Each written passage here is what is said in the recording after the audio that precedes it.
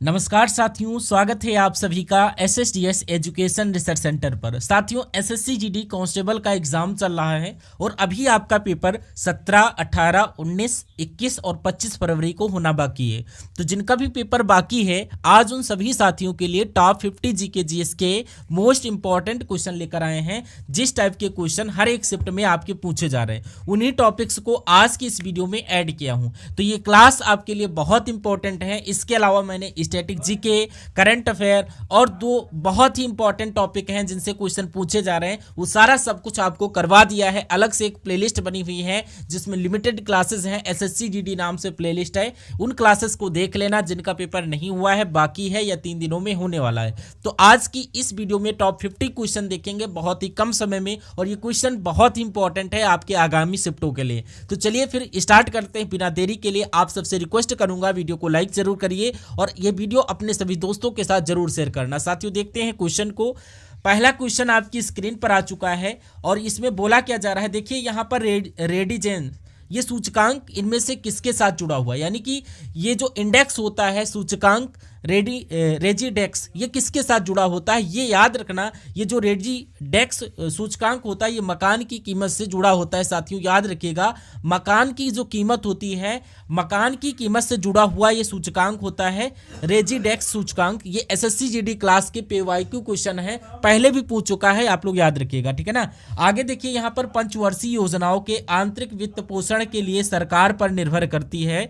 तो यहाँ पर पंचवर्षीय योजनाओं के आंतरिक वित्त पोषण के लिए सरकार किस पर निर्भर करती है, आपको बताना है। याद रखिएगा, पंचवर्षीय योजनाओं के आंतरिक वित्त पोषण के लिए सरकार जो है ये किस पर निर्भर करती है। तो देखिए यहाँ पर सार्वजनिक उधार और घाटे की वित्त व्यवस्था पर, यानी कि ऑप्शन नंबर डी आपका करेक्ट हो जाएगा, सार्वजनिक उधार और घाटे की वित्त व्यवस्था पर, यह आपका correct option number D. Next question है, बौद्ध साहित्य किस भाषा में लिखी गई थी। क्लास में आगे बढ़ने से पहले, उससे पहले आपसे ये रिक्वेस्ट है कि आप लोग कमेंट बॉक्स में जरूर बताइएगा कि अभी आपका पेपर किस शिफ्ट में होने वाला और किस दिन को होने वाला है। देखिए, बौद्ध साहित्य किस भाषा में लिखी गई, तो करेक्ट आएगा आपका पाली भाषा में। याद रखिएगा, बहुत ही इंपॉर्टेंट क्वेश्चन है, ऑप्शन नंबर सी इसका करेक्ट आएगा, पाली भाषा। निम्नलिखित में से कौन सा विद्रोह आंदोलन बंगाल के क्षेत्र में नहीं हुआ था। तो आपको बताना है साथियों, निम्नलिखित में से ऐसा कौन सा विद्रोह है या आंदोलन है जो बंगाल के क्षेत्र में नहीं हुआ था। देखिए, सन्यासी विद्रोह भी आपका बंगाल में हुआ था, चुआर विद्रोह भी हुआ था और पागलपंथी विद्रोह भी हुआ था। लेकिन यहाँ पर भगेरा विद्रोह जो है ये आपका बड़ोदरा में हुआ था, यानी सॉरी बड़ौदा, जो ये आपके गुजरात के बड़ौदा, जिसको बड़ौदा के नाम से पहले नाम से जाना जाता है, ये जो बघेरा विद्रोह है ये बड़ौदा में हुआ करता था। तो ये आप लोग याद रखिएगा, ये बंगाल में नहीं हुआ था। इस क्वेश्चन का जो आंसर होगा ऑप्शन नंबर डी। आगे देखिए, निम्नलिखित नगरों में से कौन भूमध्य रेखा के सर्वाधिक निकट है, यानी कि ये जो नगर आप लोग देख रहे हैं 4, इनमें से वो कौन सा नगर है जो भूमध्य रेखा के सबसे नजदीक या निकट में स्थित है। तो आप लोग देखिए, यहाँ पर जो सिंगापुर है वो जो भूमध्य रेखा के सबसे निकट में स्थित है, सर्वाधिक स्थित है। तो करेक्ट आएगा ऑप्शन नंबर डी, सिंगापुर। अगला है साथियों, भारतीय संविधान के अनुसार केंद्रीय निकाय संसद कहलाता है। तो यहां पर देखिएगा साथियों, जो भारतीय संविधान के अनुसार केंद्र विधायकी, यानी कि केंद्रीय विधायकी निकाय जो होता है वो संसद कहलाता है। तो यानी कि ये जो रिक्त स्थान है यहाँ पर विधायकी आएगा आपका। ये क्वेश्चन बहुत इंपॉर्टेंट है। भारतीय संविधान के अनुसार केंद्रीय या ये आपका रिक्त स्थान है, कौन सा निकाय है जो संसद कहलाती है, तो ये आपकी विधायकी की निकाय कहलाती है। Correct option number C. अगला क्वेश्चन है, कह रहा है कौन सा ऐसे जीव का उदाहरण नहीं है जो खाद्य पदार्थों का विघटन शरीर के बाहर करते हैं तथा तब उसका अवशोषण करते हैं। देखिए कितने महत्वपूर्ण क्वेश्चन है ये।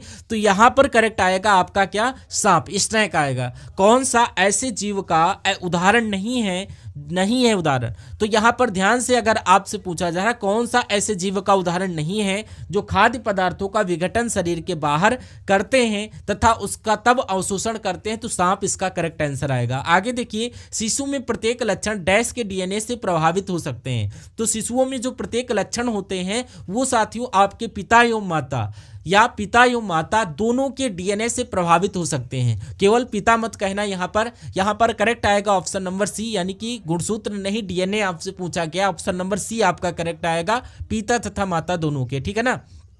अगला क्वेश्चन, किस सुल्तान के काल में खालिसा भूमि अधिक पैमाने पर विकसित हुई थी? तो यहाँ पर वह सुल्तान कौन था जिनके काल में जो खालिसा भूमि अधिक पैमाने पर विकसित हुआ था? यहाँ पर राइट आंसर अलाउद्दीन खिलजी के समय में। अगला क्वेश्चन, सल्तनत काल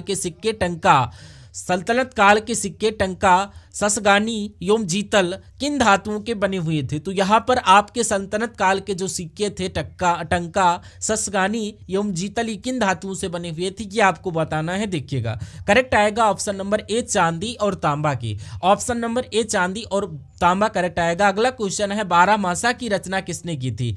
बारहमासा की रचना किसने की थी? तो अगर बारहमासा की बात की जाए, ये मलिक मोहम्मद जैसी ने की थी। किसने की थी? आपको बता दें यहाँ पर इस क्लास में स्टैटिक के क्वेश्चन थोड़े कम है, क्योंकि जब से स्टैटिक की क्लास शुरू हुई है तब से आपको ऑलरेडी वहां पर एक महामैराथन वीडियो मिल जाएगा।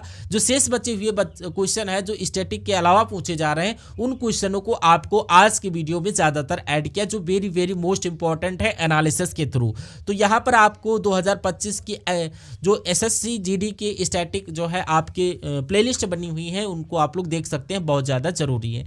आगे देखिए नेक्स्ट नंबर का क्वेश्चन आपके सामने ये रहा, विजयनगर साम्राज्य की वित्तीय व्यवस्था की मुख्य विशेषता क्या थी या प्रमुख विशेषता क्या थी? ध्यान से देखिए, बहुत इंपॉर्टेंट क्वेश्चन है। देखिए भाई, विजयनगर साम्राज्य की जो वित्तीय व्यवस्था की मुख्य जो विशेषता थी वो आपकी थी भू राजस्व। राइट आंसर भू राजस्व। वेग समय आलेख का क्षेत्रफल इनमें से क्या प्रदर्शित करता है? तो यहाँ पर भाई वेग समय जो इसका क्षेत्रफल है वो दूरी को प्रदर्शित करता है। याद रखना साथियों, डिस्टेंस, दूरी करेक्ट आएगा ऑप्शन नंबर ए आपका दूरी को। अगला क्वेश्चन है, कह रहा है इनमें से किसको विश्व के विभिन्न भागों में विभिन्न नामों से जाना जाता है? जैसे कि उत्तरी अमेरिका में इसको हरिकेन कहते हैं। बताइए इनमें से किस चीज को विश्व के विभिन्न भागों में विभिन्न नामों से जाना जाता है? उत्तरी अमेरिका में इसको हरिकेन कहा जाता है। तो यहाँ पर चक्रवात को, हरिकेन क्या है? एक प्रकार का चक्रवात है। सिंपल सा लॉजिक था। ऑप्शन नंबर सी इस क्वेश्चन का राइट आंसर हो जाएगा। निम्नलिखित अर्थव्यवस्था में से कौन उत्पादन के कारकों पर व्यक्तिगत स्वामित्व रखता है? देखिए, निम्नलिखित अर्थव्यवस्था में से कौन उत्पादन के कारकों पर व्यक्तिगत स्वामित्व रखता है? तो करीब यहाँ पर करेक्ट आएगा पूंजीवाद। ऑप्शन नंबर ए आपका करेक्ट आएगा। निम्न में से कौन सा स्थल है जो नवपाषाण युग का प्राचीनतम प्रमाण प्रस्तुत करता है? तो इनमें से कौन सा जो स्थल है जो साथियों जो नवपाषाण युग का प्राचीनतम प्रमाण प्रस्तुत करता है? देखिए करेक्ट आएगा यहाँ पर मेहरगढ़। क्या आएगा? मेहरगढ़। याद रखिएगा, मेहरगढ़ आपका correct answer option number B. अगला देखिए, सूर्य से बढ़ती दूरी के अनुसार ग्रहों का निम्नलिखित में से कौन सा क्रम सही है? तो सूर्य से बढ़ती दूरी के अनुसार आपको बताना है। तो सबसे नजदीक में आपका कौन है? बुध है, शुक्र है, पृथ्वी, फिर मंगल। तो ऑप्शन नंबर ए इस क्वेश्चन का राइट आंसर आएगा। अगला क्वेश्चन, पृथ्वी के कितने राज्यों में समुद्री तट है? तो भारत के कितने राज्यों में समुद्री तट है, ये आपसे पूछा जा रहा है। तो समुद्र तट आपसे पूछा है, स्थलीय व भूमि नहीं पूछा। स्थलीय भूमि पूछेगा तो 7 आएगा। तो यहाँ पर भारत के कितने राज्य हैं जो, माफ करना, यहाँ पर भारत के कितने राज्यों में समुद्र तट, यानी कि ये आपके राज्यों, माफ करिएगा, तो यहाँ पर समुद्र तट में कितने राज्य हैं? ये आपके 9 राज्य ऐसे हैं जिनमें समुद्र तट है। वो राज्य 9 कौन कौन से वो आपको बता देता हूं, जैसे कि गुजरात हो गया, महाराष्ट्र हो गया, गोवा हो गया, कर्नाटक, केरल, आंध्र प्रदेश, उड़ीसा और पश्चिम बंगाल। और आगे बढ़ते हैं, आजीवन संप्रदाय के संस्थापक कौन थे? तो यहाँ पर काफी इंपॉर्टेंट क्वेश्चन है। आजीवक संप्रदाय के संस्थापक थे वो थे मक्खली गोसाल। ये आपका राइट आंसर। रेयॉन निम्नलिखित में से किससे प्राप्त किया जाता है? तो यहाँ पर साथियों देखिए, जो रेयॉन होता है ये निम्नलिखित में से किससे प्राप्त किया जाता है? तो ये आपका कास्ट लुगदी से प्राप्त होता है। किससे? कास्ट लुगदी से। याद रखिएगा, यहाँ पर रेयॉन एक निर्मित फाइबर है जो सेलुलोज से बनाया जाता है, जो लकड़ी के गुद्दे से प्राप्त होता है, यानी कि जिसको कास्ट लुगदी बोलते हैं। ऑप्शन नंबर बी करेक्ट आएगा। अगला देखिए, निम्नलिखित में से किसको पीट कर पतली चादर में परिवर्तित किया जा सकता है? देखिए, तो भाई यहाँ पर जो धातु होगा उसी को पीटकर पतली चादर में परिवर्तित किया जा सकता है, जैसे कि जस्ता एक धातु है, जिंक का ऑप्शन नंबर ए करेक्ट होगा। निम्नलिखित में से कौन सी प्रकाश संश्लेषण की प्रक्रिया के दौरान एक घटना नहीं है? यानी कि इनमें से कौन सी घटना है जो प्रकाश संश्लेषण के द्वारा नहीं घटती है? तो देखिएगा यहाँ करेक्ट आंसर आएगा ऑप्शन नंबर डी। क्या आएगा, कार्बन डाइऑक्साइड का कार्बोहाइड्रेट में ऑक्सीकरण। ये तो प्रकाश संश्लेषण के दौरान नहीं होता है। बाकी देखिए यहाँ पर पर्णहरित यानी कि क्लोरोफिल के द्वारा प्रकाश ऊर्जा का अवशोषण होता है, बिल्कुल सही है। प्रकाश ऊर्जा को रासायनिक ऊर्जा में रूपांतरण किया जाता है, ये भी सही है। जल अणुओं का हाइड्रोजन तथा ऑक्सीजन में अपघटन होता है, ये भी सही है। लेकिन ऑप्शन नंबर डी गलत दिया है, यानी कि कार्बन डाइऑक्साइड का इसमें ऑक्सीकरण होता है, यही आपका राइट आंसर होगा। आगे देखिए नेक्स्ट क्वेश्चन है, किस अभिलेख से यह साबित होता है कि चंद्रगुप्त का प्रभाव पश्चिम भारत तक फैला हुआ था। तो भाई यहाँ पर जो साबित होता है वो किस अभिलेख से साबित होता है, तो याद रखिएगा रुद्र दमन के जूनागढ़ अभिलेख से। रुद्र दमन का जूनागढ़ अभिलेख, ऑप्शन नंबर सी। उस स्रोत का नाम बतलाइए जो प्राचीन भारत के व्यापारिक मार्गों पर मौन है। वह स्रोत कौन सा है साथियों, जो आपको ये बताना है। ध्यान रखना यहाँ पर मिलिंद पनोह जो है, याद रखिएगा ये वह स्रोत है क्या, जो प्राचीन भारत के व्यापारिक मार्गों पर मौन है, ठीक है ना। चलिए नेक्स्ट क्वेश्चन देखिए, किस शासक वंश ने मंदिरा एवं ब्रह्मांडों को सबसे अधिक ग्राम अनुदान में किया था। तो ये किस शासक में जो दिया था, ये आपका सबसे अधिक जो है ग्राम अनुदान में जो दिया था, याद रखिएगा यहाँ पर करेक्ट आएगा गुप्त वंश ने, ऑप्शन नंबर ए गुप्त वंश। उष्णकटिबंधीय क्षेत्र की जलवायु सामान्यतः गर्म होती है क्योंकि ये आसपास स्थित होते हैं किसके, यानी कि उष्णकटिबंधीय क्षेत्रों की जो जलवायु होती है ये सामान्यतः गर्म होती है क्योंकि ये आसपास स्थित होती है भूमध्य रेखा के। ऑप्शन नंबर ए राइट आएगा।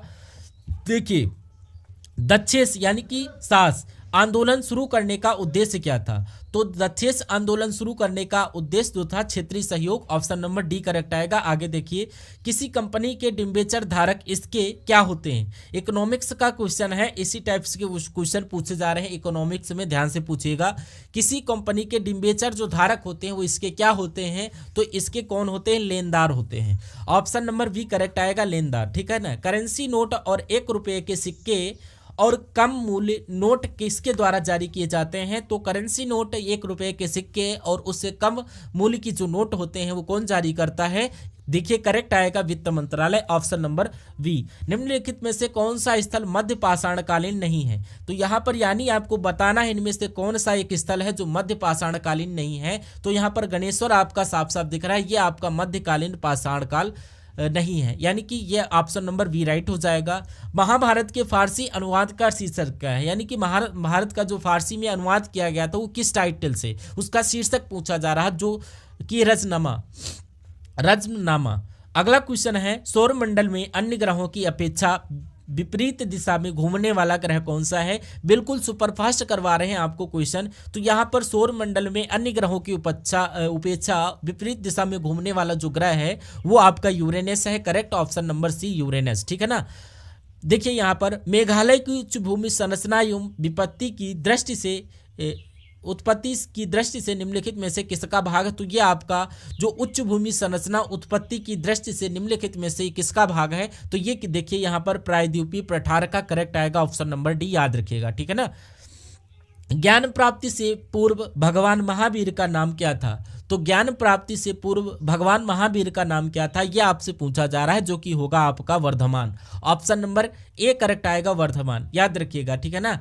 ज्ञान प्राप्ति से पूर्व भगवान महावीर यानी कि महावीर स्वामी जो कि जैन धर्म के 24वें और अंतिम तीर्थकर थे, आप लोग याद रखिएगा। और ज्ञान प्राप्ति से पूर्व महावीर का जो नाम था वो क्या था, वही आपसे पूछा जा रहा है, करेक्ट आएगा वर्धमान, आपका ऑप्शन नंबर ए। आगे देखिए नेक्स्ट क्वेश्चन है, सिंधु जल समझौते के अंतर्गत भारत को निम्नलिखित किस नदी पर विशिष्ट अधिकार नहीं दिया गया है, तो यहाँ पर सिंधु नदी जो सिंधु जल समझौते के अंतर्गत भारत को झेलम नदी का यानी कि झेलम नदी का विशिष्ट अधिकार नहीं दिया गया था साथियों, याद रखना आप लोग सभी साथियों। यहाँ पर आपको बता दें, यहाँ पर ये जो 3 पश्चिमी नदियां हैं सिंधु, चिनाब और झेलम, इनका जो नियंत्रण है ये पाकिस्तान को दिया गया है, याद रखिएगा, ठीक है ना। आगे देखिए जप्ती प्रणाली किसकी उपज थी, तो यहाँ पर जप्ती प्रणाली जो थी ये शेरशाह सूरी की उपज थी, ऑप्शन नंबर सी करेक्ट आएगा। निम्नलिखित में से कौन से ईंधन का ऊष्मीमान अधिकतम है, तो इनमें से वह कौन सा ईंधन है जिसमें ऊष्मीमान अधिकतम है, याद रखिएगा पेट्रोल का। निर्वाचन आयोग निम्नलिखित में से किन चुनावों से सरोकार नहीं रखता है? तो निर्वाचन आयोग जो है ये देखिए पंचायत का जो चुनाव होता है निर्वाचन आयोग इसमें जो है सरोकार नहीं रखता है, तो करेक्ट आएगा ऑप्शन नंबर डी। बाकी भारत के राष्ट्रपति का चुनाव, संसद का चुनाव, राज्य विधायिका का चुनाव, सभी में ये जो है ये आपका हाथ जो निर्वाचन आयोग का होता है, पंचायत के चुनाव में नहीं होता है। भारत के महान्यायवादी किसके द्वारा नियुक्त किए जाते हैं? तो भारत के जो महान्यायवादी होते हैं ये जो अटॉर्नी जनरल होते हैं इनकी नियुक्ति होती है भारत के राष्ट्रपति, और इसका उल्लेख अनुच्छेद यानी आर्टिकल 76 में किया गया है, याद रखिएगा। नेक्स्ट क्वेश्चन है, कौन से पादप उत्तक को वृद्धि उत्तक भी कहा जाता है? तो इनमें से कौन सा पादप उत्तक है जो वृद्धि उत्तक भी कहा जाता है? याद रखिएगा केवल मेरिस्टेमेटिक उत्तक को। मेरिस्टेमेटिक उत्तक करेक्ट आएगा ऑप्शन नंबर बी। अगला है, जवाबित कस्बे का संबंध किससे था? जवाबित कस्बे का संबंध किससे था? ये राज्य के कानून से। ये इसके बारे में आपको बता दूं, देखिए धर्मनिरपेक्ष कानून है जो औरंगजेब ने धर्मनिरपेक्ष फरमान जारी किया जिसे जवाबित कहा जाता है। ये मुगल काल से संबंधित है। ईरान के शाह और मुगल शासकों के बीच झगड़े की जड़ क्या थी? तो यहाँ पर अगर बात करें ईरान के शाह और मुगल शासकों के बीच जो झगड़े की जड़ थी वो थी आपकी कंधार को लेकर। कंधार आपका करेक्ट आएगा। दो अस्पा सिंह अस्पा प्रथा किसने शुरू किया था? तो दो अस्पा और सिंह अस्पा जो प्रथा है इसको साथियों जहांगीर ने शुरू किया था, याद रखना ऑप्शन नंबर बी। अगला, सरंजामी प्रथा किससे संबंधित है? तो सरंजामी जो प्रथा है ये मराठा भू राजस्व प्रथा से संबंधित है, ऑप्शन नंबर ए मराठा भू राजस्व प्रथा। किसी वस्तु के वेग में परिवर्तन तथा इसके द्वारा लिए गए कुल समय के अनुपात को इसका डैश कहते हैं। देखिए, किसी वस्तु के वेग में परिवर्तन तथा इसके द्वारा लिए गए कुल समय के अनुपात को इसका त्वरण कहते हैं, याद रखिएगा। आंसर आपका करेक्ट ऑप्शन नंबर ए के साथ। आगे देखिए, वायु इनमें से किसके बीच जिनका अधिक अंतर होगा? पवन का वेग यानी कि उनका अधिक होगा, यानी कि यहाँ पर जो रिक्त स्थान है वहाँ पर दाब आएगा, यानी कि वायु दाब के बीच ये जो रिक्त स्थान है यहाँ पर दाब आएगा। वायु दाब के बीच जितना अधिक अंतर होगा पवन का वेग उतना ही अधिक होगा। क्लियर होगा, याद रखिएगा। नेक्स्ट है, भारत के उपराष्ट्रपति के संबंध में कौन सा कथन असत्य है? यानी कि ये ऑप्शन आपका थोड़ा सा, ये चारों ऑप्शन आप लोग देखिए, जो भारत के उपराष्ट्रपति के संबंध में कौन सा कथन असत्य है। देखिए ऑप्शन नंबर ए में है कि यहाँ पर इसकी योग्यता प्राप्त करने के लिए प्रत्याशी की आयु कम से कम 35 वर्ष होनी चाहिए। उपराष्ट्रपति राष्ट्रपति राज्यसभा का सभापति होता है। ऑप्शन नंबर सी में है, उपराष्ट्रपति का चुनाव भारत का राष्ट्रपति करता है, ये आपका गलत। बाकी देखिए ऑप्शन नंबर डी, भारत के प्रथम उपराष्ट्रपति सर्वपल्ली राधाकृष्णन थे, ये भी आपका सही है। ऑप्शन नंबर सी केवल गलत है और गलत ही आपको चुनना है, तो करेक्ट आएगा ऑप्शन नंबर सी, ठीक है ना। आगे देखिए, HDR में मानव निर्धनता सूचकांक किस वर्ष में शुरू किया गया था? तो ये शुरू हुआ था 1997 में, ये याद रखिएगा। जो मोमेंट डेवलपमेंट रिपोर्ट यानी कि HDR ह्यूमन डेवलपमेंट रिपोर्ट, याद रखिएगा, ठीक है ना। ये आपकी 1997 में स्टार्ट किया गया था, याद रखिएगा। समय सीमा से 1 साल पहले किस पंचवर्षीय योजना को समाप्त कर दिया गया था? तो भाई याद रखिएगा करेक्ट आएगा 5वीं पंचवर्षीय योजना को। करेक्ट आएगा ऑप्शन नंबर डी, पंचवर्षीय योजना जो 1974 में स्टार्ट होती है और 78 में समाप्त हो जाती है, जिसको इसको 79 में समाप्त होना था। ऑप्शन नंबर डी आपका करेक्ट होगा। अंतिम क्वेश्चन है कि ज्वालामुखी के कप या कटोरा आकार मुख को क्या कहते हैं? तो ज्वालामुखी का जो कप या कटोरा का आकार का जो मुख होता है उसको यहाँ पर क्रेटर कहते हैं साथियों, ऑप्शन नंबर डी क्रेटर। तो चलिए कमेंट बॉक्स में बता दीजिए आपका पेपर कब है और किस शिफ्ट में है। ये क्लास कैसा लगा ये भी आप लोग कमेंट में बताइए मुझे। वीडियो को लाइक करना और साथियों ज़्यादा से ज़्यादा अपने दोस्तों के साथ शेयर करना। मिलते हैं आपसे नेक्स्ट वीडियो में, तब तक के लिए जय हिंद, वंदे मातरम साथियों, जय हिंद।